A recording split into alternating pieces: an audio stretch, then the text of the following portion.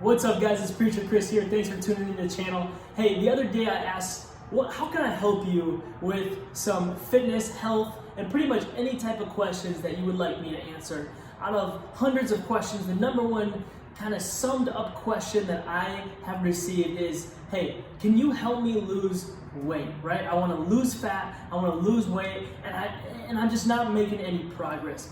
And what I'm going to do for you is instead of sitting here and spitting out all the different ways you can work out, all the different nutrition plans, the diet plans, I want to sum it up into the number one principle that you need to understand that's going to help you understand. I'm not just going to give you a fish, right? I can give you a fish, but I would rather teach you how to fish and really show you the principle of how to lose weight so you can understand for yourself and kind of take it into your own hands. So here's the thing.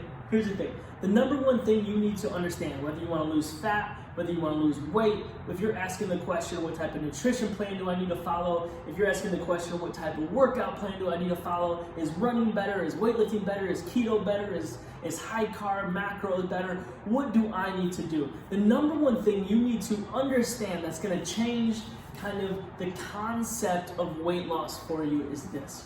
You must be, in order to lose weight, in order to lose fat, you must be in something called a calorie deficit.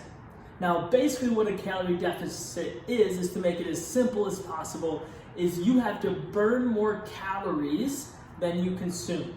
So when it's talking about calories, we have to put it into basically a math formula. There's the subtraction, there's the negative. So for example, if you remember in math, -2 plus 2 equals 0. It's just that simple. So the negative is burning. Every day you are doing things that are going to make you burn calories. So for example, just by living, you can see how you are burning calories just by sitting on the couch. For your body to function, for your muscles to work, for you to breathe, when your heart pumps, you are burning calories over the course of your day. You can actually go to different places, such as a company close to me called Fit Body 360 that checks your resting metabolic rate. And basically what that is saying is, at rest, over the course of the day, how many calories do you burn? So there's the negative aspect, that's the burning. And then there's the consumption aspect, and that's how many, and that's the addition. You're adding calories back in. So there's the burning, the negative, and then there's addition, the adding calories. And in order to be in a calorie deficit, you have to burn more calories. The negative, the burning aspect has to be higher than the addition, right? It's just that simple. So for example, using this formula of burning and adding calories back in, let's take this formula for example. If you burn 2,500 calories in a day, let's say just by living, you burn 1,500 calories. If you sat on the couch all day, you burn 1,500 calories just by being alive. And then you burn another 500 calories by going about your normal day, whether it's going to work, going to school, whatever it may be that you're doing, you burn another 500 calories there.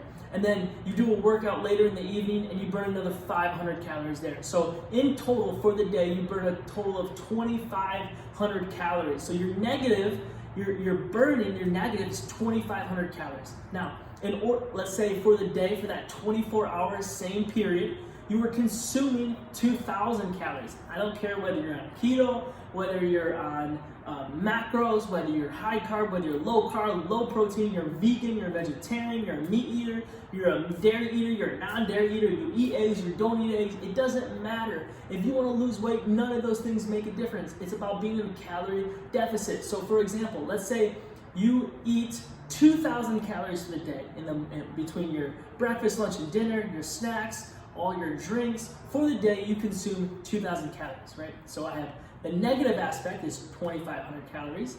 The consumption, the adding back in, is 2,000 calories, how much you consume in calories. Now, for that formula, that's for the total of the day, that's a negative 500 calorie deficit. That's how you lose weight, by being in a calorie deficit over a long period of time. Now, let's say you take that 500 calories that you're negative today, and you do that every day for 7 days. Well, that would be 3,500 calories. If you times 500 calories for the day, times that by 7 days, that is 3,500 calories for the week, and that, my friend, is 1 pound of weight loss. If you want to lose 1 pound a week, simply be at a 3,500 calorie deficit for the week. Now, if you want to double that, because I actually think losing 1 pound of real weight is a great idea. If you try to lose 10 pounds in a week, that is very unlikely, almost impossible that that's all fat, right? You're gonna lose a lot of water weight. You're gonna gain that back quickly when you start adding carbohydrates back in. So those are all things we see in the fitness industry on a regular basis. They're the stories we hear all the time. If we wanna lose weight for real and shred fat, it's gotta be over the course of time. Your body needs time to burn fat, not just lose water weight when you drop your carbohydrates or whatever it may be, or cut your sodium intake, right? So if you are going to burn actual fat, this is gonna take time. If you burn 1 pound a week, that's 4 pounds a month. Over the course of 12 months, that's over 48 pounds. That'd be almost 50 pounds in a year. That is a fantastic goal. Let's say you kept your muscle mass exactly the same and you burned 50 pounds of fat in a year, you would look like a different human being, right? That is a fantastic goal. So this is a patient journey, and it is a journey. You have to fall in love with the process. Now, let's say you burn 500 calories for the day, 3,500 calories for the week, like the formula we have here is discussing. Let's say you want to double that. You want to burn 2 pounds of fat a week. Well, you just have to be in 1,000 calorie deficit for the day, 7,000, right? If you're in 1,000 calorie deficit for the day. So for example, before we had you burning 2,500 calories, and maybe that was one workout for the day, but let's say you double that. You do another workout in the morning and another workout at night. So one workout in the morning, one workout in the evening, so you burn an extra 500 calories. That puts you at burning 3,000 calories for the day. You keep your adding calories back in, exactly the same, 2,000 calories, and now you're at 1,000 calorie deficit for the day. Times that by 7, that's 2 pounds for the week, which would be 8 pounds for the month. I hope you guys understand that, right? It's all about being in a calorie deficit. There is no secret workout plan. There is no secret food. There's no secret diet plan. Now, all these things can help. So for example, you might love running, right? Running is a great way to burn calories, to continue to burn calories and put you into a deficit.